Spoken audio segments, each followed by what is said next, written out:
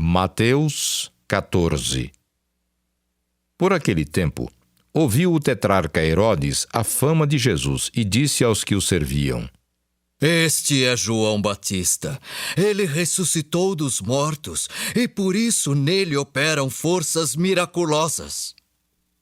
Porque Herodes, havendo prendido e atado a João, o metera no cárcere, por causa de Herodias, mulher de Filipe, seu irmão. Pois João lhe dizia: Não te é lícito possuí-la. E, querendo matá-lo, temia o povo, porque o tinham como profeta.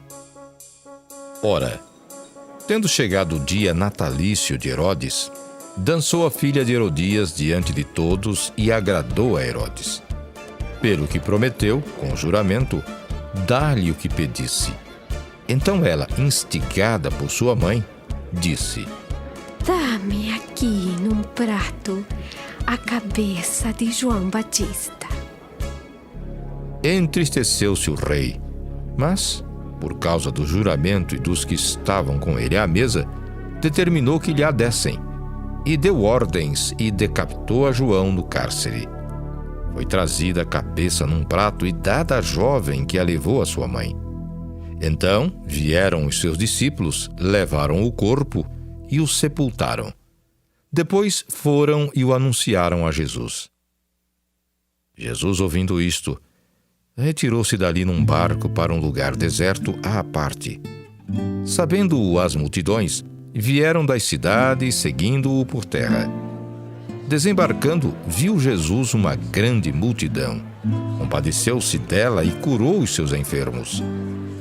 Ao cair da tarde, vieram os discípulos a Jesus e lhe disseram: O lugar é deserto e vai adiantada a hora. Despede, pois, as multidões para que, indo pelas aldeias, comprem para si o que comer. Jesus, porém, lhes disse: Não precisam retirar-se. Dai-lhes vós mesmos de comer. Mas eles responderam: Não temos aqui senão 5 pães e 2 peixes. Então ele disse: Trazei-mos.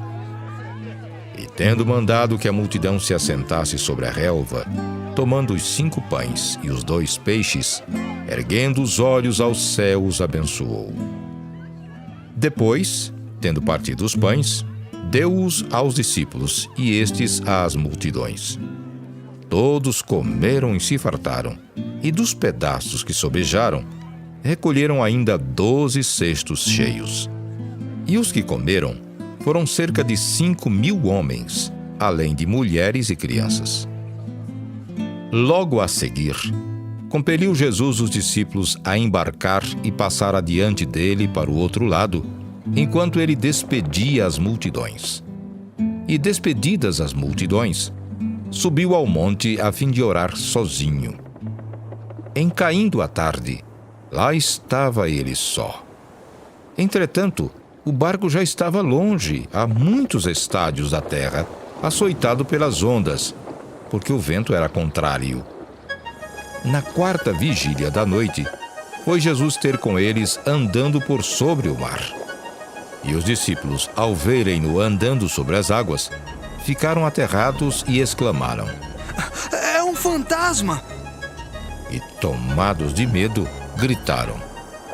Mas Jesus imediatamente lhes disse: Tende bom ânimo, sou eu. Não temais. Respondendo-lhe Pedro, disse: Se és tu, Senhor, manda-me ir ter contigo por sobre as águas. E ele disse: Vem. E Pedro, descendo do barco, andou por sobre as águas e foi ter com Jesus. Reparando, porém, na força do vento, teve medo e, começando a submergir, gritou: Salva-me, Senhor! E prontamente Jesus, estendendo a mão, tomou-o e lhe disse: Homem de pequena fé, por que duvidaste? Subindo ambos para o barco, cessou o vento. E os que estavam no barco o adoraram, dizendo: Verdadeiramente és filho de Deus. Então, estando já no outro lado, chegaram à terra em Genesaré. Reconhecendo-o os homens daquela terra, mandaram avisar a toda a circunvizinhança e trouxeram-lhe todos os enfermos. E lhe rogavam que ao menos pudessem tocar na orla da sua veste. E todos os que tocaram ficaram sãos.